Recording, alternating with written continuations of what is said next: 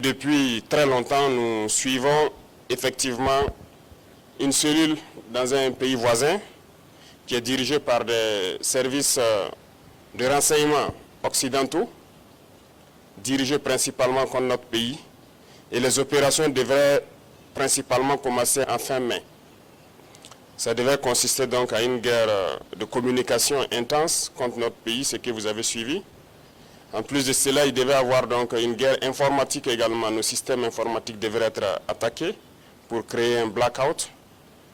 En plus de ça, il y a une guerre économique souple et passive, qui ne dit pas son nom, que nous avons aussi su contenir. Plusieurs projets d'attaque de points sensibles ont été planifiés. L'autre phase, c'était donc des assassinats ciblés qui ont été aussi planifiés. Et ensuite, les attaques de masse devraient avoir lieu donc au sein des FDS, mais surtout des attaques lâches qui devraient avoir lieu dans les villes et qui avaient pour cible principale donc les agents de la veille citoyenne que vous connaissez sous le nom de Waïa.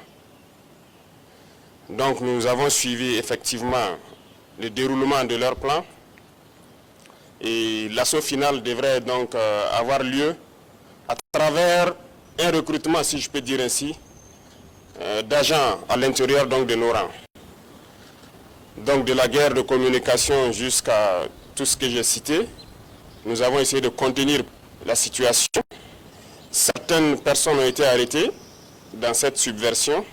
Dans les projets d'attaque, environ une dizaine, malheureusement, de personnels FDS qui ont été arrêtés avec des complicités avérées en lien avec les terroristes, qui sont différents de ceux qui sont dans la subversion.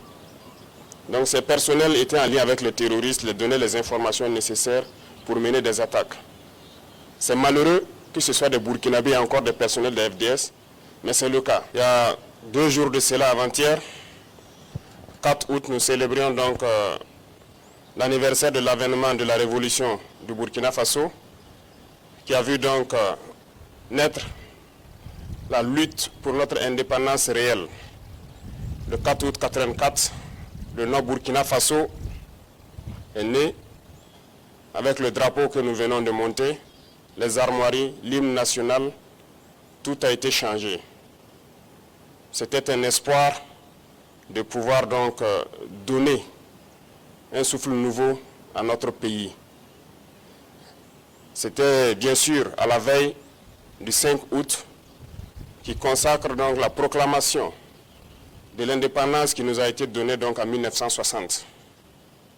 Alors je souhaite que nous puissions travailler et faire en sorte que l'année prochaine, à cette même célébration, que nous soyons en train de consolider l'indépendance réelle que nous sommes en train de nous battre aujourd'hui pour acquérir. Que chacun s'y mette, parce que l'indépendance ne se donne pas, ça s'arrache. Et c'est cette lutte que nous sommes en train de mener actuellement.